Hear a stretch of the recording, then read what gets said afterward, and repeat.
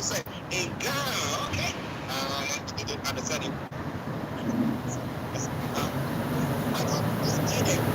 I said good morning to my colleagues producer time. Mr. OLAYOMI KOIKI. Good morning. Well, a very good morning to you back in the studio, Mr. Archie, and a very good morning back to all our listeners and viewers from around the world. And welcome once again to the Starr Radio UK network, where we're going to be delivering all the news coming from the other side of the globe. It's a very beautiful weather. I decided to enjoy it outside, but again, it is the British weather, so you still have to dress as warm as possible because we are not in the summer again. We are literally back in the winter. So good morning to all our listeners and viewers, and let me come back again to you in the studio, Mr. Archie. Yes, listeners, Mr. OLAYOMI KOIKI. For you in our North London studios, but standing outside trying to enjoy a bit of the breeze. Because anyhow, the rain beat people back. I went out and then I remember the producer telling me to take a trolley. I said, no, I'm just going to be walking. And the rain just came down like no man's business. But it was good. It makes you enjoy how Africans do enjoy when they suffer. I don't know, enjoy how they suffer when they travel that way. But wherever you are, it is already okay. And I hope you are doing very well, sir. Well, I'm doing very well. It's been it's 24 hours trying to monitor things back in Nigeria, as there's quite a lot of development. We couldn't join yesterday, but we might catch up on some of the speech, by the president. But again, I'm doing very well, like you said, and as usual, the family is doing very great as well. Okay, we thank God for that. And that's to everybody who have joined in. Share the broadcast to friends and loved ones and invite them to welcome us. Now let's crack on.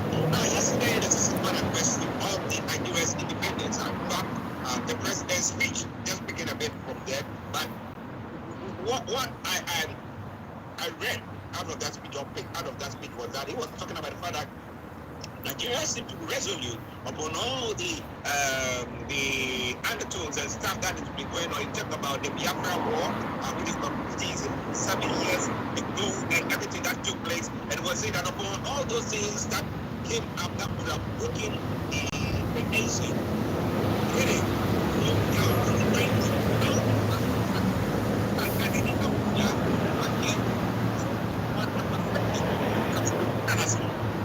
Well, you're quite right. An independent speech is to give hope and also to deliver the government manifesto. Is also a way to engage, the average, citizens, regardless of wherever you are around the world. So, this president's speech yesterday, as other speech, it's something that a lot of people, review and continue to review as well.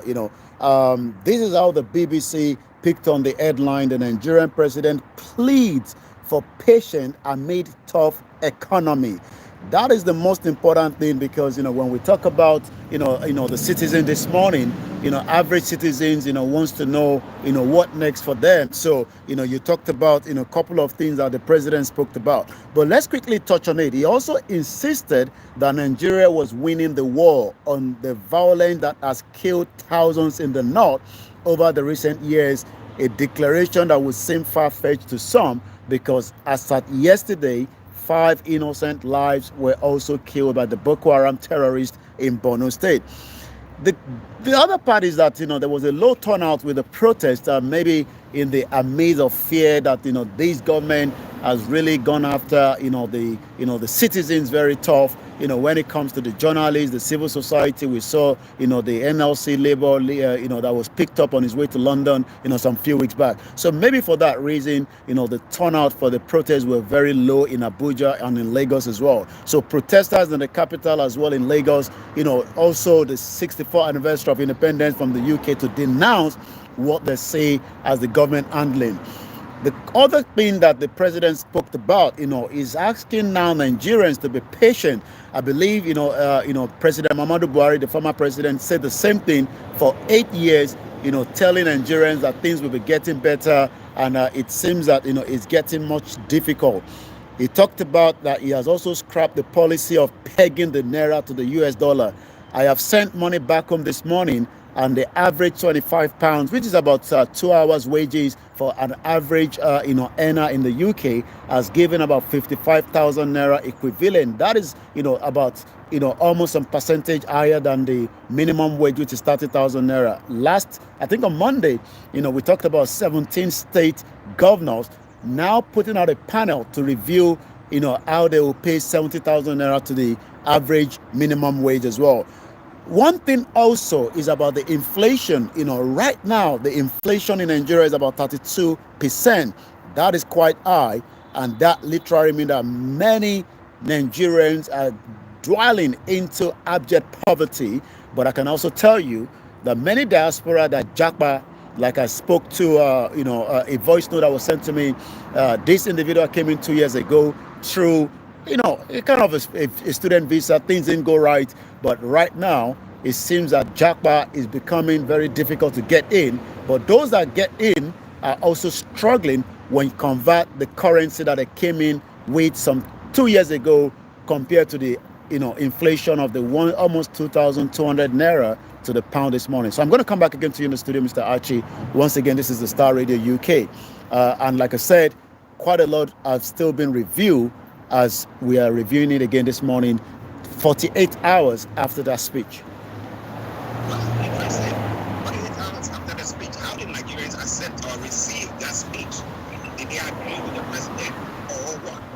Just bear with us. My image is not showing, but we have this OLAYOMI KOIKI also. We'll go on that, and then the technical team will sort it out. But looking at the various states, we know that the Southeast were saying they were not going to do informal.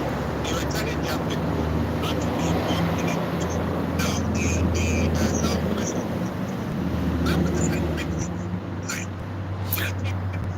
did you take it? Well, while I was, reviewing the social media, preparing for the program this morning, I saw the big celebration in America where, the citizens, came out. I'm not sure whether it's a government sponsor, because we know how the government works around when it comes to, celebration like these, especially, a government that doesn't have, very good reputation, always tend to use the diaspora as part of their gimmick. And one thing we got to remind ourselves is, the many Nigerians back home are reacting and continue to react, even as, the World Bank has again approved 1.57 billion financing package for Nigeria. The World Bank is already the largest lender to Nigeria, with almost about $15 billion in loan to the country. Whether these loans are going to be used, for the right purposes is a different thing entirely.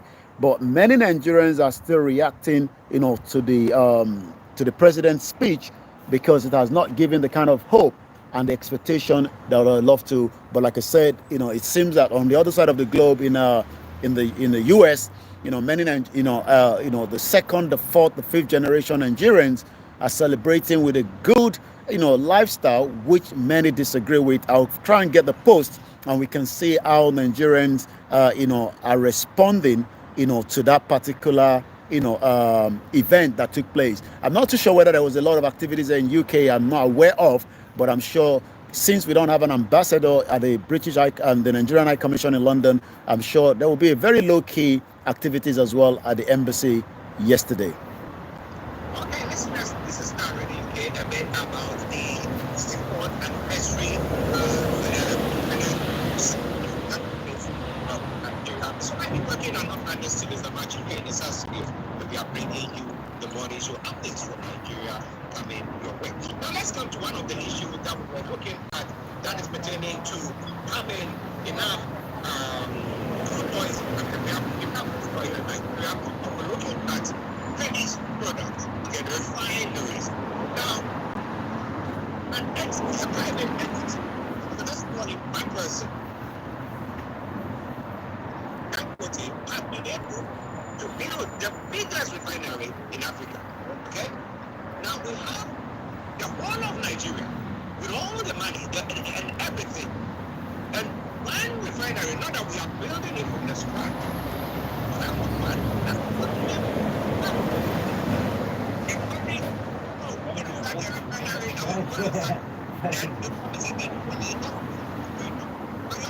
What have they said now? It's quite, a sad one when we talk about, the oil and gas industry in Nigeria, and when we talk about the refinery as well. First and foremost, Nigeria continue to import, as many of our consuming petrol in the country, in as much as we have, the Dangote refinery that is already up and running as well. But again, before going into the Port Harcourt refinery that this government told us will be up and running, but it seems that is not coming as we know. Petrol import dropped by 3.58 billion liters in 1 year. That is coming from the National Bureau of Statistics. According to 2023, we literally brought in uh,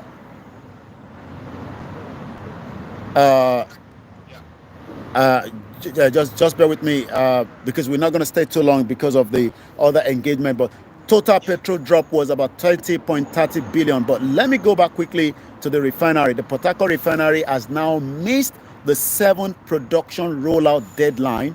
As we know it at the moment, the Nigerian National Petroleum Company has again failed to begin fuel production at the Port Harcourt refinery in Rivers State. I'm going to come back again to you in the studio. Okay, listen, it's Starr Radio UK. Mr. OLAYOMI KOIKI in North London studios. I'm actually here in the South studios. Those are some of the stories making the rounds, but we'll leave Yomi to bring you all the rest of the stories because we have other pressing things that he needs to see to as well. Over to you. Well, like we said, the October 1st protest record was a low turnout, and the reason for that is many Nigerians are probably a little bit worried or scared that they might end up, in Bola Tinubu's prison, and that is probably the reason why, they've not been able to come out as much as the expectation as well. Nigeria plans 70% wheat self-sufficient. How are we going to do that? I'm not too sure because the northern part of the country is still going through a lot of troubles.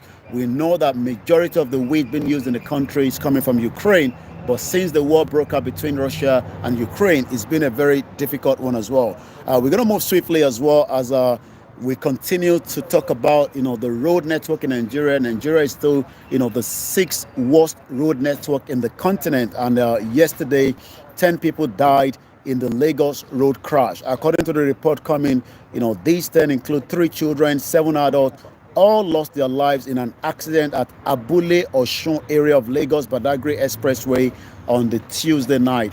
RIP to them, and we hope that the government will continue to review most of the road network across the country as well.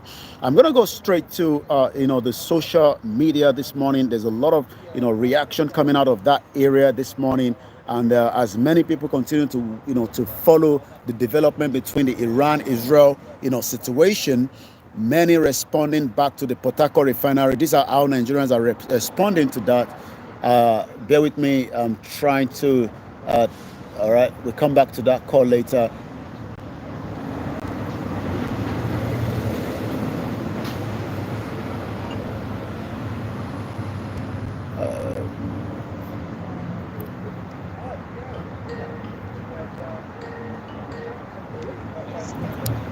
Yeah, bear with me. There was an interruption, earlier, but I'm back on the way to the studio. These are the response from Nigerians before we bring the program to an end from my end. Nothing this government will do that will work for the people. It's always failure upon failure. These are the reaction from the Port Harcourt refinery that we talked about. Port Harcourt refinery misses the 7th deadline to restart operation. This country, is a very, it's a very harsh word. I'll probably not use that, from these, individual. But according to, even when the Oga said, "Trust me, I am not lying," he ended up lying. And I'm sure they're referring to President Bola Ahmed Tinubu. They play now. Who no go believe now. Many Nigerians, after 64 years, knows that the country is going through a lot of difficult time. But how this government plans to manage the economy, the insecurity, is something that many people continue to talk about. But I'm going to come back again to you in the studio, and then we can kind of have about maybe 2-3 minute discussion on some of the most important pressing issues back home. Okay, listen, let's start already. Now, interestingly, when it comes to the refinery bit, we thought that having the Dangote coming upstream and stuff. We know that now it's this year that he's started. So the statistics will be from next year for us to know how good they performed and if the quotation of finished product, petrol, spirit has an effect. But looking at it all, has it impacted with the few days that it's gone on? Has it impacted the prices of fuel in Nigeria? And can people say, oh, we are better off, we are buying petrol maybe a bit cheaper than what we were? Well, that is the question. Many Nigerians are still wondering if the petrol, is being produced in Nigeria. I mean, we have the crude oil. Dangote is already in the market right now, but many Nigerians are still struggling to even get their hands on the PMS. But let's wait and see a couple of months if the naira that will be used to purchase it, according to the president, will make any impact. But for now, the average Nigerians are still paying high price, to get the PMS. Okay. Now, just one more, and then if you want to sign up. Now, the federal government is doing that subsidy, the rice thing that they are giving. Do you think that has also impacted the people positively? Because you give me rice. I need tomatoes, I need oil, I need all those bits. I'm already struggling. How are people coping with that? Well, the government subsidy on the rice is just more or less like subsidy on other products, especially the crude oil. I mean the PMS until that was taken off, from the according to the government. Rice production in the country should have been a top notch, but because we have imported these for a very long time, investment hasn't gone into it.